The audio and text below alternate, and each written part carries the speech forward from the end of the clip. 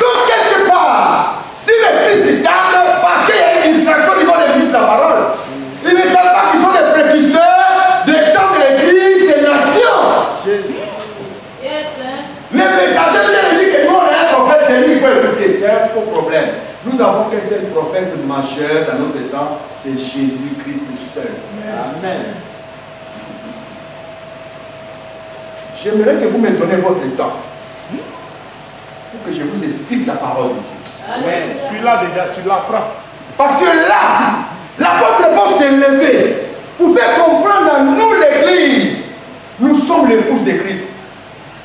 Et regardez maintenant, ce qui se passe dans la Nouvelle Alliance a déjà eu des répétitions dans l'Ancien Testament. Là, je vais dire par là. L'Ancien Testament a annoncé déjà ces choses que nous parlons. Est-ce que vous comprenez ça? Amen. Regardez, un chasseur qui va à la chasse, il a des flèches avec lui. Il voit un animal passer, qu'est-ce qu'il fait de ces flèches? Hein? Il prend la flèche, il met sur l'arc, et puis il fait quoi? Il tire. Ok. Entre les chasseurs et la flèche, qui va lever l'animal? C'est la flèche. Qui va gagner l'animal? La flèche. Mais qui va gagner l'animal? C'est le chasseur qui va gagner l'animal. Les chasseurs, c'est le Christ. Nous, nous sommes des flèches. Alléluia. Il assis sur son corps et puis nous envoie. Il lance. Il va quelque part dans chez frère, il lance. Pouf, va attaquer là-bas. Tu descends et puis tu mets de l'ordre. Tu dis l'église doit être perfectionnée. Il faut que ça rentre attaquer qui est celui que Dieu a préparé pour préparer son église. Qui est un précurseur. Alléluia. Ouais. Élie est réservé pour ici.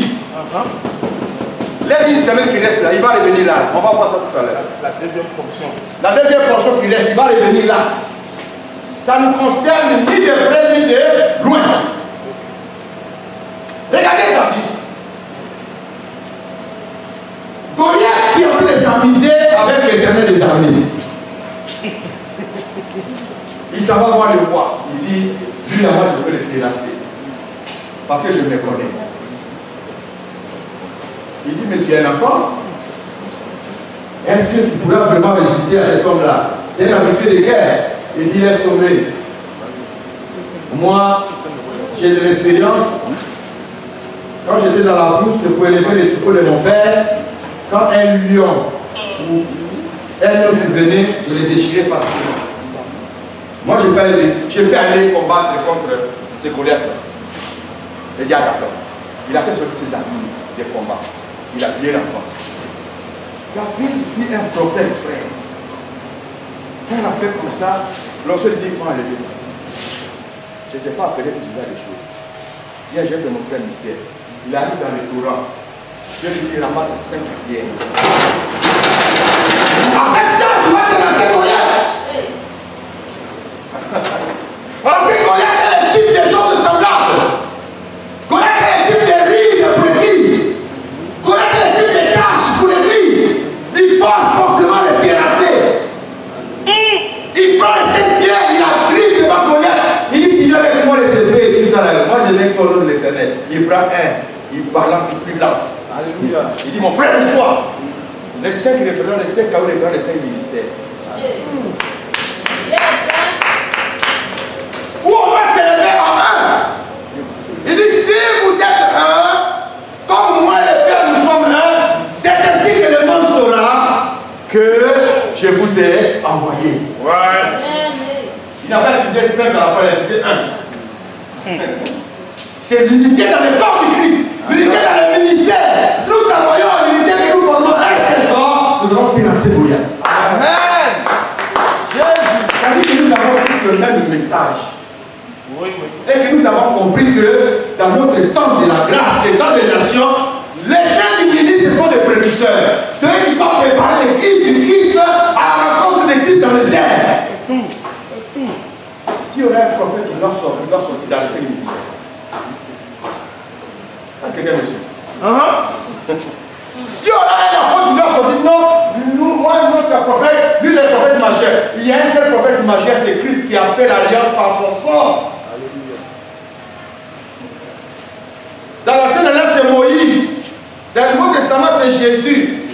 que deux. Il n'y a pas un prophète dans notre temps qui viendra enseigner autre chose que la Bible n'a pas dit. C'est interdit. Là, je me fais comprendre. Amen. C'est par là l'erreur est partie que d'autres se sont proclamés, ils ont fait des livres. Ils disent si tu ne lis pas les livres là, d'autres même commencent à déchirer les livres. Dieu parle par les prophètes. La Bible dit à notre temps, Dieu parle par le Fils. Vous savez la loi d'Israël?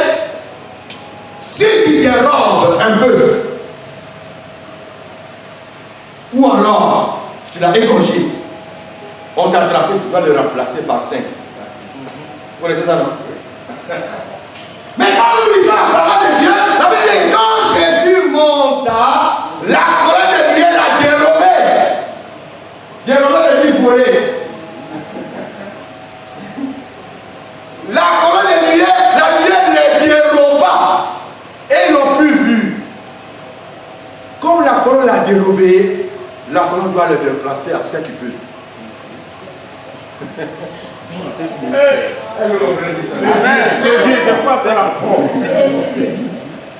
Parce que la colonne a dérobé, la colonne a marché avec les enfants d'Israël dans le désert. Comme la colonne de Dieu l'a dérobé, la colonne de Dieu doit le remplacer par ceux qui peuvent. Qui viendront parler de sa part, c'est le seul ministère. Non, padre. Nous sommes des preuves, je crois. Christ parle à travers nous, agit à travers nous, délivre à travers nous. Amen. C'est ainsi que l'apôtre Paul dit, nous ne nous prêchons pas nous-mêmes, mais c'est Jésus que nous prêchons. Mais ceux qui sont écartés de l'évangile, ils prêchent eux-mêmes. Dans les messages, les frères ont dit, le prophète a dit, le prophète a dit, le prophète a dit. Pendant ce temps, la Bible dit, Dieu a souverainement élevé un seul nom. Au-dessus des mondes. Jean a compris le message, il a dit, il faut qu'il croie ce que moi j'ai dit. Si vous lisez les Écritures, vous allez voir que quand Abraham voulait envoyer son serviteur, l'intendant le plus ancien, il a payé. Il dit, tu vas aller chercher 1000 francs pour mon fils. Vous savez ce qu'il a fait? Il dit, viens, tu vas gérer ici, à la piste. My God! J'ai jamais dit ça. Après, c'est un on fait comme ça.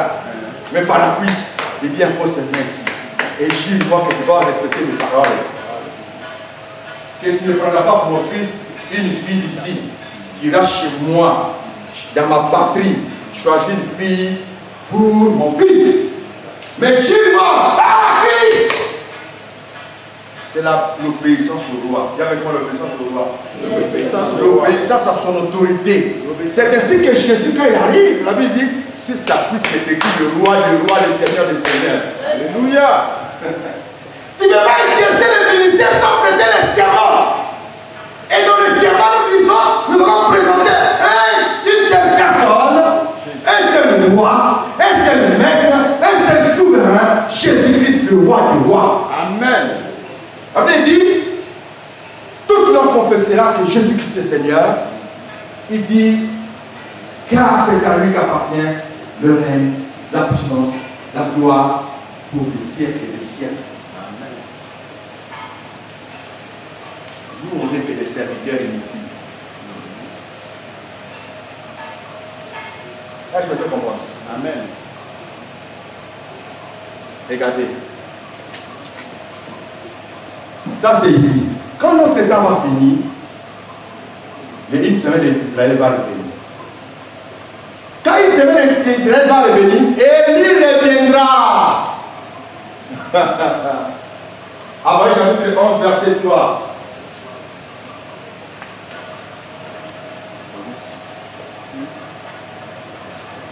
Bon, là, je vais vous expliquer. Vous permettez que je vous explique Malachie.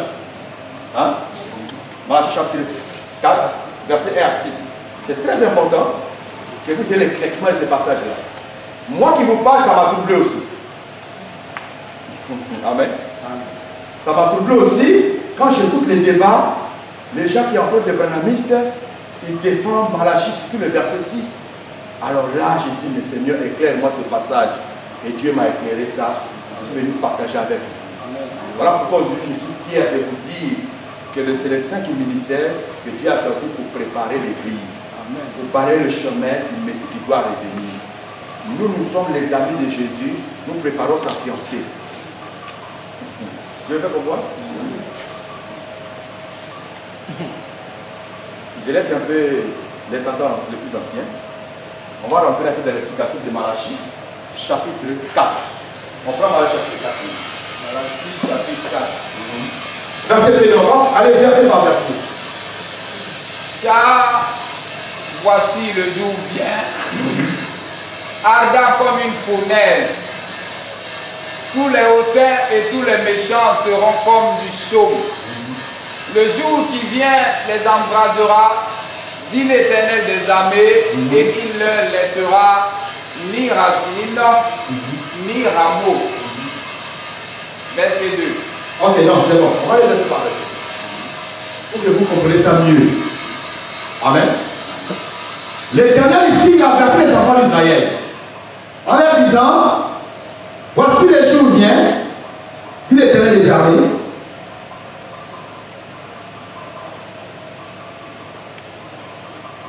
Excusez, il y a quelqu'un qui me vient un peu d'appel. Ok. Voici les jours viennent, ardent comme une fournaise. Tous les habitants et tous les méchants seront comme du chaud. Le jour vient, les embrassera. Dit l'Éternel des armées. Il ne laissera ni racine ni rameau. Croyez-moi, ce jour dont l'Éternel parle ici, c'est le jour de l'Éternel qui va venir après les 10 semaines qui restent pour Israël. C'est-à-dire, ça nous annonce le retour glorieux de Jésus-Christ. Mais, pour vous l'assurer, nous allons voir d'abord Abraham qui a vu ce jour-là. C'est le même signe. Dans Sodome et Gomorrhe. Nous prenons Genèse 19, le verset 28.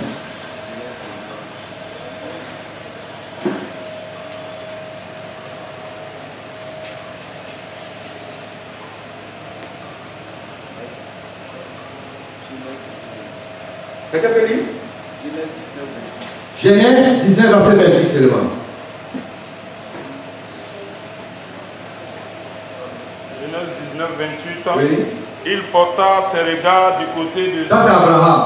Oui, il porta ses regards du côté de Sodome et de Gomorrhe et sur tout le territoire de la plaine. Et voici, il vit s'élever de la terre une fumée comme la fumée d'une fournaise. La fumée d'une fournaise. Ça, c'est Abraham qui voit ça du côté de Sodome. Oui, oui. On continue. Verset 29 maintenant. Lorsque Dieu détruisit les villes de la plaine, il se souvient d'Abraham et il fit échapper Lot du milieu du désastre. Ok. Maintenant, on prend Luc chapitre 17, le verset 25 à 29. Nous allons découvrir que Jésus a parlé de ça. Il dit ce qui arriva au temps de Lot, dans Sodome et Gomorrhe, arrivera pareillement au temps des fils de Lot. Est-ce que vous comprenez un peu? Ouais. C'est-à-dire le même événement qui s'est passé là-bas. La fumée, la cendre, toutes ces choses-là, ça va arriver lors de l'événement des fils de l'homme. C'est-à-dire le verset 1, Dieu a averti déjà Israël qu'il y a un danger qui arrive. Si vous ne vous répondez pas, ça ne va pas aller bien pour vous. Je tiens à vous rappeler que jusqu'à l'heure où nous parlons, Israël n'a pas encore accepté Jésus comme leur Messie. Ils ont rejeté leur prédécesseur. Jusqu'à aujourd'hui, ils sont réclamés pour Dieu comme des rebelles. Dieu les voit comme des rebelles, des méchants. On est d'accord? Amen. Amen? D'accord. Donc, maintenant, lisons après le chapitre 9. Verset 1 à 5. Vous allez voir que la cinquième trompette du jugement, quand ça va sonner, il y aura les mêmes signes qui vont s'abattre sur la terre. Chapitre 9, verset 1 à 2. Chapitre 9, verset 1 à 5. Non, à 2. Le cinquième ange sonna de la trompette. Et je vis une étoile qui était tombée du ciel sur la terre. La clé du puits de l'abîme lui fut donnée. Et elle ouvrit le puits de l'abîme. Et il monta du puits une fumée, comme la fumée d'une grande fournaise. Et le soleil et l'air furent obscurcis par la fumée du puits. Voilà, ça c'est la cinquième trompette qui va sonner, les malins qui vont s'abattre sur la terre. Ça confirme les événements de retour du Fils de l'homme qui avertit ici. Maintenant, regarde, Jean-Baptiste arrive avec l'onction de vie. Il va répéter les mêmes paroles pour les mêmes Israël. Disons, Matthieu, rapidement. Matthieu 3, verset 7. Matthieu 3, verset 7. Mais voyant venir à son baptême beaucoup de pharisiens et de sadducéens, il leur dit: race de vipères, qui vous a appris à fuir la colère à venir? Il a dit quoi? Race de vipères. Qui vous a appris à fuir la colère à venir? C'est-à-dire, ici, Jean-Baptiste, sous l'onction d'Élie, il annonce et il avertit. Vous allez voir dans Matthieu chapitre 3, verset 10, il dit le poignet est déjà mis sur la racine des arbres. Tout arbre qui ne produira pas de bons fruits sera coupé et jeté au feu. Lui, il est venu avec un message de la repentance pour le peuple d'Israël. Vous voyez? Et là maintenant, il a vu les sadducéens et les pharisiens venir à son baptême. Il dit: mais qui vous a appris à fuir la colère à venir? C'est pour dire que le verset 1 annonce les événements qui doivent arriver. Est-ce que vous comprenez un peu? Amen. On avertit ici Israël. Lisons maintenant le verset 2. Nous sommes dans Malachie. Lisons de vous éclairer verset par verset pour que demain vous soyez capable d'affronter ces personnes qui prêchent dans le faux. Verset 2. Verset 2. Mais pour vous qui craignez mon nom, se lèvera le soleil de la justice et la guérison sera sous ses ailes. Vous sortirez et vous sauterez comme les veaux d'une étable. Et vous foulerez les méchants, car ils seront comme de la cendre sous la plante de vos pieds. Non, le verset 2 c'est vrai. Bon, d'accord. Verset 2. Mais pour vous qui craignez mon nom, c'est donner la parole. se lèvera le soleil de la justice. Le soleil de la justice. Et la guérison sera sous ses ailes. Vous sortirez. Et vous sauterez comme des veaux. D'une étable. Vous savez ce que ça veut dire? Pour vous qui craignez mon nom, le soleil de la justice se lèvera. Et la guérison sera où? Sous ses ailes. Waouh! C'est profond, mais je vais vous expliquer ça. C'est quoi ça encore? Regarde ici. Ici, le Seigneur parle de la seconde venue du deuxième précurseur. Parce que quand il va venir, il y a maintenant Israël va accepter le message. Ils vont suivre le Messie. Parce que s'il reste maintenant une semaine, c'est-à-dire 7 ans. S'ils ont négligé ça, c'est fini pour eux. Maintenant, il dit quoi? Pour vous célébrera le soleil de la justice. Le soleil de la justice, c'est Jésus-Christ lui-même. Et Jésus a manifesté, dit, pour vous célébrera le soleil de la justice, et la guérison sera sous ses ailes. Les ailes, c'est écrit au pluriel, si vous regardez bien. Est-ce que vous comprenez? Il y a des deux ailes. C'est-à-dire, c'est les deux ailes du soleil. Quelqu'un comprend? Les deux ailes du soleil, Jésus a révélé ça à Jean, Jacques et Pierre dans Matthieu chapitre 17. Nous lisons la parole.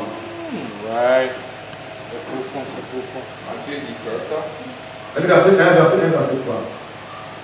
Matthieu 17. 6 jours après, Jésus prit avec lui Pierre, Jacques et Jean, son frère, et il les conduisit à l'écart sur une haute montagne. Il fut transfiguré devant eux. Son visage resplendit comme le soleil et ses vêtements devinrent blancs comme la lumière.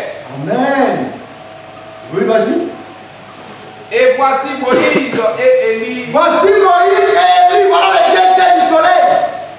Jésus, son visage resplendit comme le soleil. Et les deux ailes, c'est Moïse et Élie. Et la guérison, c'est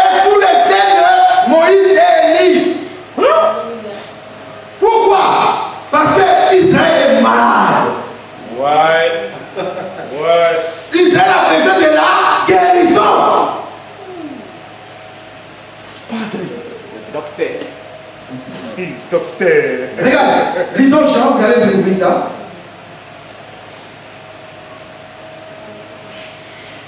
Jean combien? Nous prenons Jean chapitre 12, verset 40. Écoutez ce que Jésus dit aux Israéliens. Jean 12, verset 40. Il a aveuglé les yeux. Dieu a aveuglé les yeux des enfants d'Israël. Et il a endurci leur cœur. Il a endurci leur cœur. De peur qu'ils ne voient des yeux. De peur qu'ils ne voient des yeux. Ça, c'est la première venue. Vous voyez, non? Est-ce que vous comprenez? Première venue du premier précurseur du Messie. Ils l'ont rejeté. Dieu a aveuglé leurs yeux. Maintenant, il dit quoi? Il a endurci leur cœur. Maintenant, vas-y. Qu'ils ne comprennent du cœur. Qu'ils ne comprennent du cœur. Qu'ils ne se convertissent. Qu'ils ne se convertissent. Et que je ne les guérisse. Et que je les guérisse. Ça veut dire qu'il n'était pas guéri. Jean 12, 40. Maintenant, on dit la guérison, ça serait sous les ailes du soleil. Élie et Moïse. Donc, Élie et Moïse apportent la guérison à Israël. Alléluia. Ça, c'est à la troisième venue du Seigneur. Quand ils viendront ici. Ouais. C'est ce que vous allez voir déjà. Moi, j'ai croisé les journalistes, il dit, bon, si c'est Élie qui va venir d'être, mais pourquoi la prophétie ne nous a pas dit Élie et Moïse? Prophétie, Malachie nous parle de désert. Ouais. Oh là là. Mais ça guérit comme ça, c'est C'est fort, c'est fort. la prophétie nous parle des deux ailes du soleil. Les deux ailes du soleil qui avec la guérison. La guérison qui veut dire le rétablissement d'Israël. Disons malade, Ézéchiel, vous allez comprendre.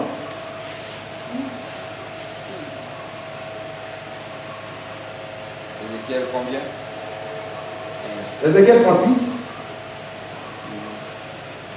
Disons d'abord le verset 9. Ézéchiel 38, verset 9.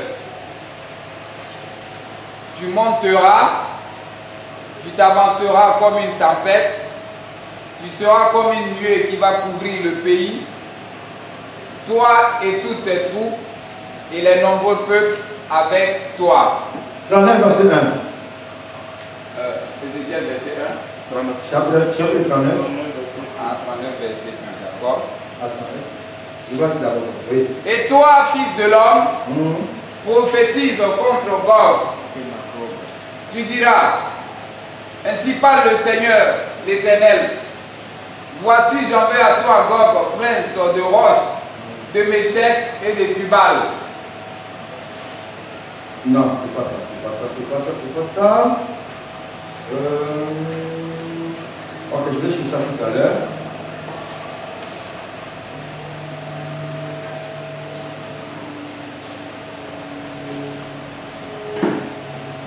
Voilà, donc le verset parle de la guérison et le rétablissement du roi Ézéchias. C'est un roi. Deux rois. Les deux rois. 2 rois 34, je crois bien. Non, 2 rois 38. Non, 2 rois, ça finit par 25. Ézéchiel, oui, c'est dans Isaïe 38, c'est ça. Ézéchiel 38. Voici quoi.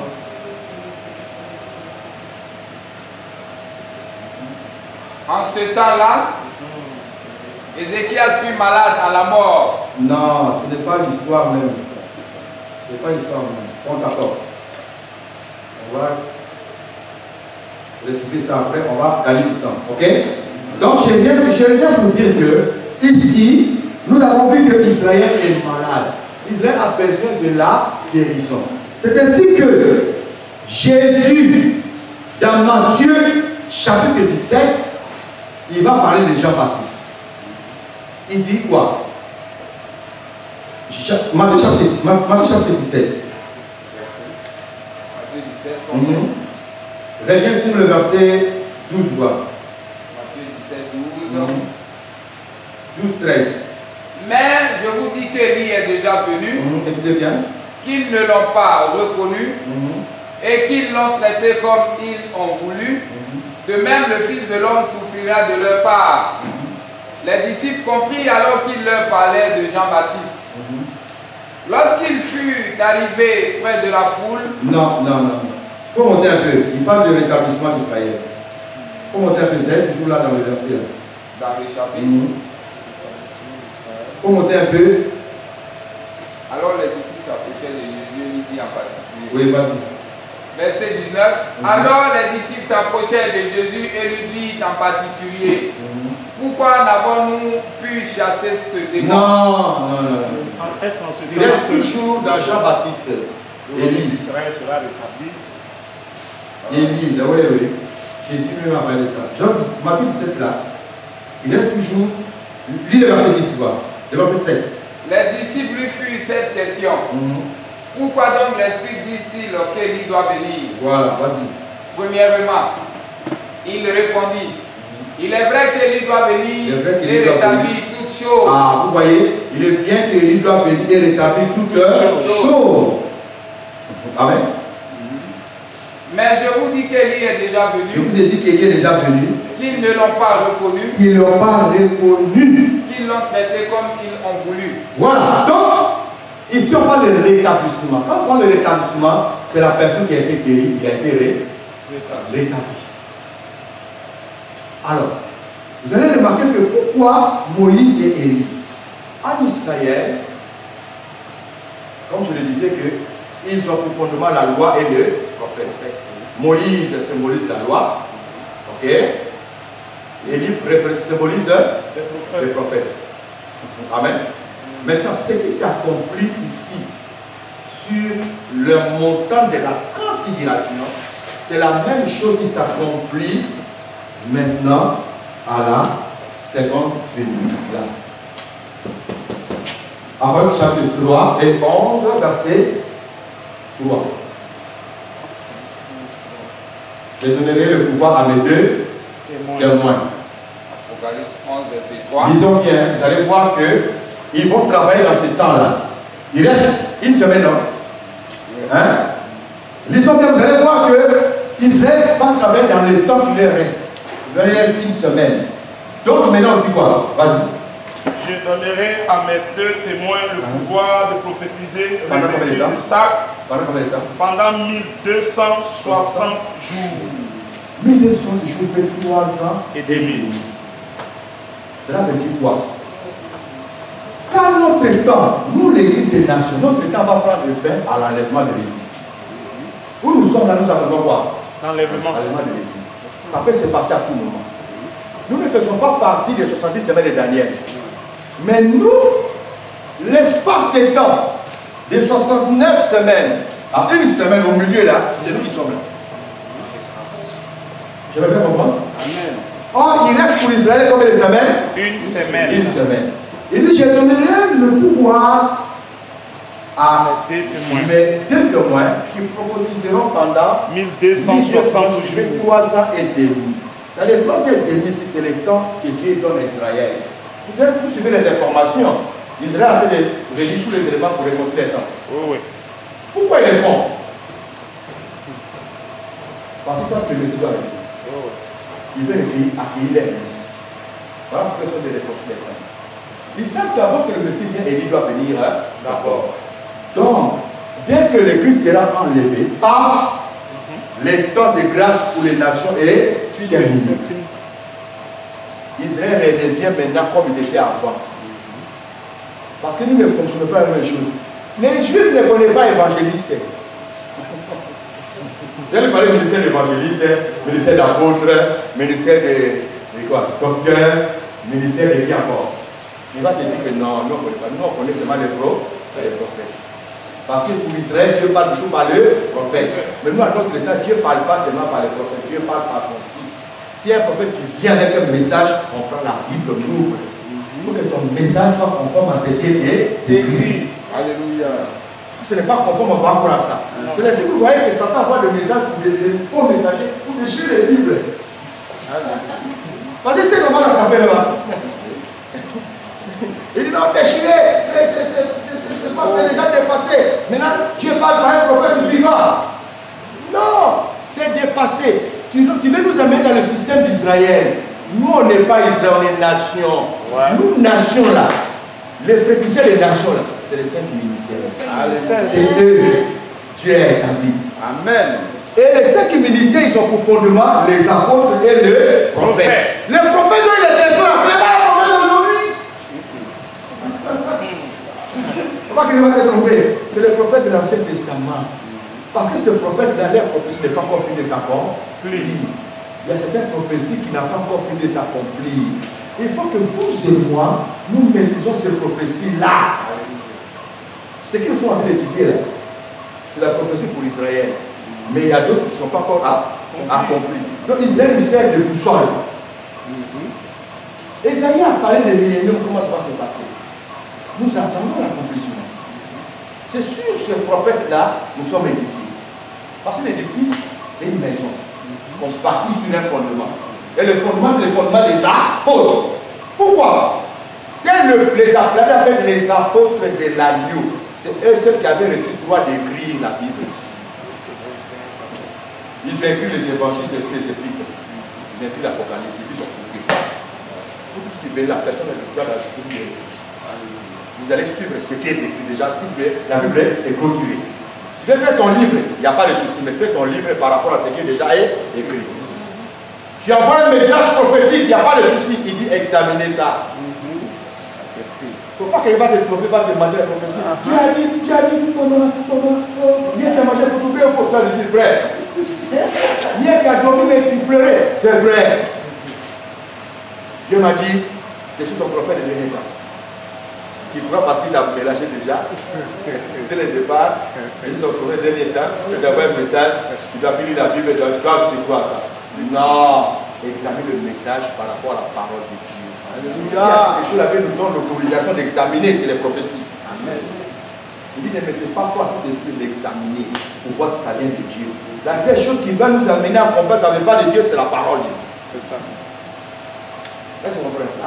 L'apôtre Paul dit si un ange venant du ciel, ou nous-mêmes, venons prêcher un autre évangile, écartant de ce qui vous a été prêché, qu'il soit maudit. Amen. Amen. Donc je reviens pour dire que ici maintenant, Élie, là nous voyons dit, je donnerai le pouvoir à mes deux témoins qui produisent pendant 1260 jours. Regardez, ça correspond à 3 ennemis. Est-ce que vous comprenez un peu? Maintenant, lisons le verset 9. Voilà, verset 9, regardez bien. Verset 9. Des hommes d'entre les peuples, les tribus. En verset 11. Ah, Apocalypse 11, verset 9. Ouais. Apocalypse 11. Hein? Oui, c'est ça qui est des hommes. C'est ça? Apocalypse 11, 9. 11, verset 9. Oui. Bon, 7 ou 8 peut-être. Et leurs cadavres seront sur la place. Voilà, verset 5. Voilà, verset 5. Apocalypse 9, verset 5. Verset 5.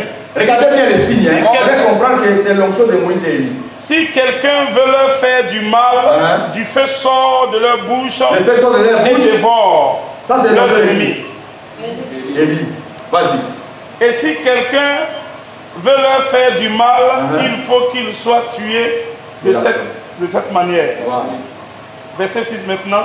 Ils ont le pouvoir de fermer le ciel afin qu'il ne tombe point de pluie pendant les jours de leur prophétie. C'est bizarre. Et ils ont... C'est Élie encore. Et ils ont le pouvoir de changer l'eau en sang. C'est bizarre. Et ça c'est Moïse. Et de frapper la terre de toute espèce de plaie chaque fois qu'ils le voudront. Vous voyez les deuxièmes? Ça c'est... Et il vient pour apporter un message au peuple israélien. Parce que le premier message qu'ils ont apporté, Israël les a rejetés. Maintenant il vient avec un message avec des signes qui va mener maintenant Israël à croire à ce message. C'est par là les 144 000 seront gagnés à travers le message.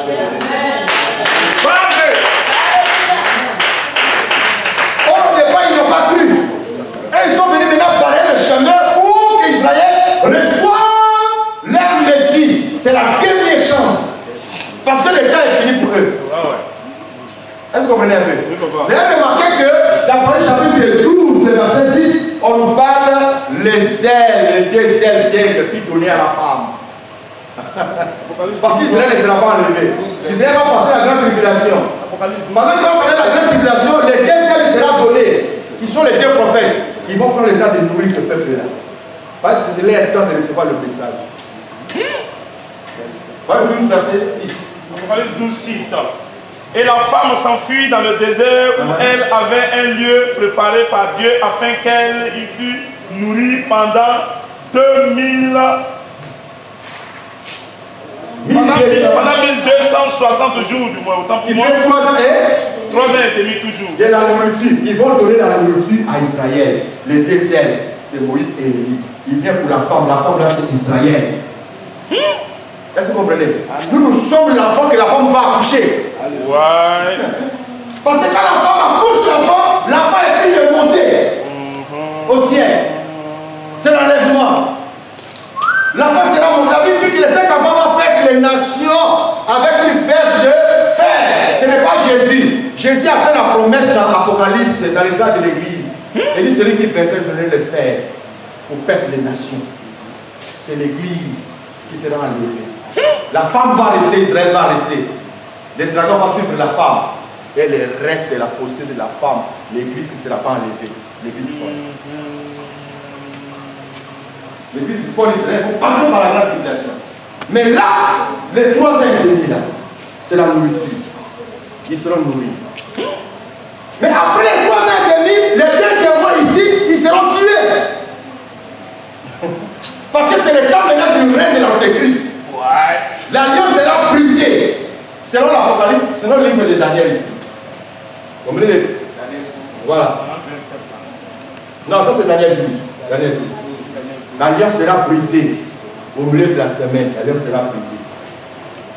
Voilà. Donc, c'est ici l'alliance sera brisée. Et l'alliance sera brisée, il reste 3 ans et demi. Les 3 ans et demi ici là, personne ne peut résister à l'Antéchrist. Ça c'est son règne. Même les 2 témoins seront tués. Après chapitre 11. Verset 9. Vous allez remarquer que quand ils seront tués, les cadavres, il reste combien? Si j'ai épuisé 3 ans et demi, il reste combien encore? Il reste 3 ans et demi. 3 ans et demi. Vous allez voir que les cadavres vont rester sur la terre pendant 3 ans et demi.